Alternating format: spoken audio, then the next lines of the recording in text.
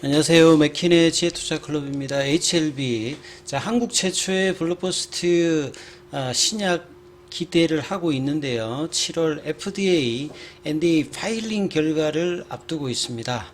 자, 오늘 노무라 쪽에서 7만 주 넘게 일단 매수세가 들어왔는데요. 내일의 투자 전략까지 한번 살펴보도록 하겠습니다. 먼저 개장 이후의 미증시 흐름부터 한번 살펴보겠습니다. 이번 주 미증시 같은 경우는 독립기념일 관련해서 오늘은 조기 이제 폐장을 하지요. 예, 내일은 또 휴장이고요. 자, 이번 주 같은 경우는 이제 주 후반에 FMC 관련해서 이제 의사록 공개가 있고요. 국내 시장에서는 또 2분기 잠정 실적 발표가 이제 삼성전자, LG전자 이런 IT 쪽의 실적 발표들이 이제 주 후반에 또 공개가 됩니다. 자, 그리고 지금 이제 미증시 같은 경우에는 이 테슬라 관련되는 또 흐름들이 있으면서 나스닥은 좀 강세고요. 예, 다우는 이제 0.13, 소폭 이제 하락세 흐름이 S&P 500과 더불어서도 나타나고 있고요. 중소형주 중심의 러셀 2000 같은 0.39% 강세. 자, 이거는 좀 빠지고 있고 금값은 좀 상승하는 흐름입니다. 자, 이제 시장이 지금 이제 2, 4분기 관련되는 부분, 실적 관련되는 부분에서 좀 이제 서프라이즈 관련되는 부분 이야기들이 헤드라인에 좀 나오고 있고요. 테슬라 관련되는 부분에 어떤 호재 관련되는 부분 이야기들이 계속 이제 나오고 있습니다.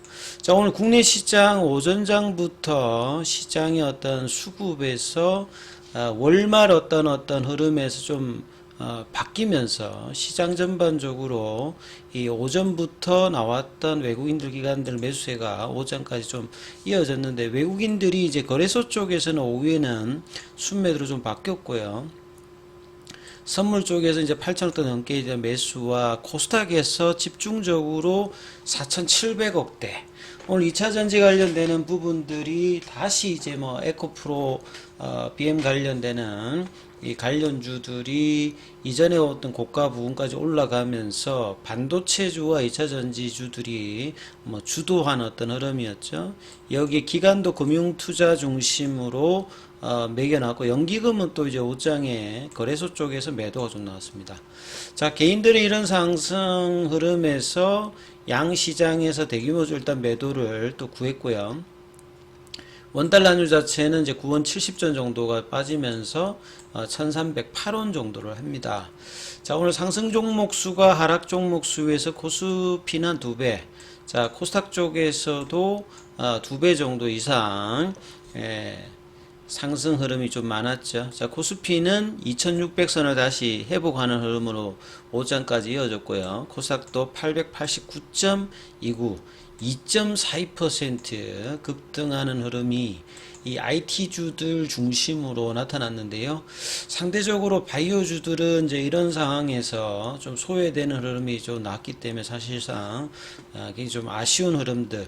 최근에 이제 메지온 같은 경우가 이 임상의 어떤 기대감으로 좀 이제 계속 이제 상승 흐름들을 돌파 이후에 지속적으로 좀 올라가고 있어요. 거의 지금 돌파 이후에 한 2달 만에 더블 정도 이제 올라가고 있는데 그 외의 종목은 이제 꾸준하게 이렇게 올라가는 종목이 많이 없습니다.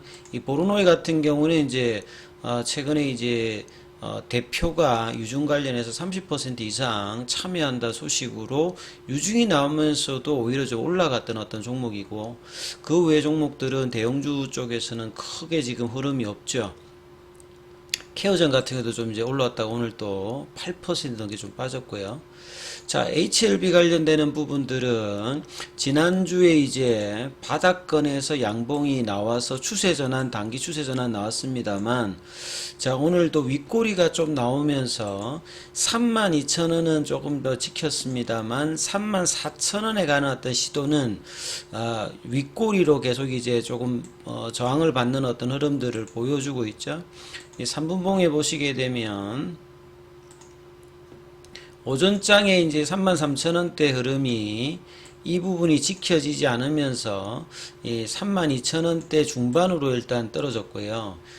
시간에는 한 50원 정도 올랐고, 공매도 관련되는 매매 비중 자체가 금요일에 비해서 좀 더 다시 좀, 거래량은 좀 줄었습니다만, 매매 비중 자체에서 좀 증가하는 모습을 좀 보였고요.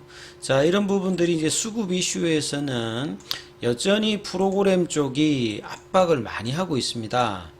자, 외국계 관련되는 부분들도 금요일의 어떤 흐름에서는 좀 줄었고, 이 기관들 같은 경우는 계속 이제 매수를 해주고 있는데, 외국계 어떤 이제 수급에서는 JP모간 쪽에서는 8만 주 넘게 일단 매도를 했는데, 노무라에서 이제 오전장부터 매수하는 흐름이 오장까지 이어지면서 7만 한 4천 주 정도 매수했습니다만, 다른 외국인 어떤 창구 쪽에서 매도가 좀 더 많이 나오는 뭐 이런 흐름들을 조금 봤다 이렇게 봐야 되겠죠. 그래서 이런 수급 개선들이 외국인 쪽에 좀 안 나와서 자 21선 어떤 저항을 받으면서 단기 추세는 일단 돌려 나왔는데요. 이 바닥권에서 이제 플랫형으로 이제 이렇게 가는 뭐 이렇게 힘이 세진 않습니다만 그래도 속도감이 이제 금요일 날에 일단 추세 전환을 시켰는데 이 속도를 가속도를 내어야 이 부분들이 이제 추세의 강도를 내는데 그러기 위해서는 이 20일 이평선이 볼린저 밴드에서도 중심선이기 때문에 여기에 대한 어떤 회복과 거래량이 증가되는 게 중요한데 참 이 거래량이 쉽지는 않습니다. 자, 기사 관련되는 부분 좀 살펴봐 드리면요. 더 이상 옛날에 K제약바이오가 아니다. 근데 주가로 보게 되면 이 부분들을 이렇게 반영하지를 못하고 있는 것 같습니다. 이제 2000년도 이전 같으면 국내 어떤 제약사 같으면 내수 중심으로 대부분 이제 해외의 어떤 글로벌 빅파마의 제품을 단순하게 판매권을 가져와서 뭐 판다든지 아니면 이제 뭐 카피약 이제 특허가 만료가 되면 카피약들을 케미칼 위주로 해서 안정적인 어떤 흐름을 했던 게 이제 국내 뭐 제약사들이었고요. 근데 이제 2001년도 이후에 뭐 이 의료 분업이라든지 그 개발 특허 관련되는 부분 이런 부분들이 어떤 제도적인 부분을 통해서 이 개발에 대한 어떤 니즈가 올라갔는데 뭐 2004년도 항우석 사태 이후로 침체를 하다가 2015년도에 이제 한미약품이 이제 대단한 어떤 성과를 이 R&D 모델로 구형하면서 이 글로벌 빅파마의 라이센스 아웃하는 형태로 체질 개선이 조금 이제 나왔죠. 하지만 이제 2019년도에 K바이오가 정말 조금 기대되었던 글로벌 3상을 했던 뭐 HLB라든지 신라젠이라든지 코롱 티슈진 이런 여러 회사들의 어떤 결과들, 뭐 헬릭스미스도 마찬가지겠죠. 성과들이 이렇게 나오지 않으면서 다시 또 신뢰를 바닥을 또 이렇게 쳤고요. 자, 코로나 이후에 전 세계적으로 제약 바이오 산업들이 유동성 효과로 또 엄청난 성과를 받았습니다. 기대를 받았습니다만 2021년도에 어떤 고점을 치면서 거의 뭐 이렇게 고점 대비해서 8, 90% 빠지면서 작년부터 이제 주가가 급락하고 난 다음에 많은 어떤 이제 기업들이 이 부분을 극복을 못하고 있는 상태죠. 자, HLB 같은 경우에는 이제 이런 차원에서 2012년도 본격적인 어떤 리보세라니 어떤 이제 임상 관련되는 부분들을 진행해 오면서 거의 뭐 10년 이상 이 꾸준히 유중이라든지 이런 걸 통해서 일단 3상을 마치고 최종적인 어떤 상업화에 그것도 미국 시장을 대상으로 해서 FDA 이제 NDA 신청까지 이제 현지 시간으로 올 16일 날 되고 지금 이제 NDA 파일링 관련되는 부분 통과 여부를 7월 뭐 말 이후에는 이제 알 수 있는 상당히 이제 국내에서는 글로벌 블록버스터 항암 신약에 관련되는 어떤 기대감을 가질 수 있는 어떤 국면이니까 자, 이 부분들이 뭐 성공의 어떤 기대감이 좀 어떻게 될지가 굉장히 뭐 중요한 시점이 지금 올 하반기부터 내년 상반기까지 좀 이어진다고 봐야 됩니다. 그래서 여기서 이제 가장 중요한 게 이 본심사 관련되는 부분에서 NDA 리뷰로 넘어가기 위해서 이 RFT가 RTF가 안 나와야 되겠죠. 그 다음에 이제 스탠다드 리뷰하고 프로필 리뷰어 관련되는 부분에서 어떻게 되느냐. 그래서 뭐 이 관련되는 부분 한번 좀 구글링해서 봤는데요. 자, RTF에서 어떤 이제 유형이 좀 있느냐. 그러니까 이게 당하면 이제 거절을 당하는 거죠. 예. 60일 동안에 이제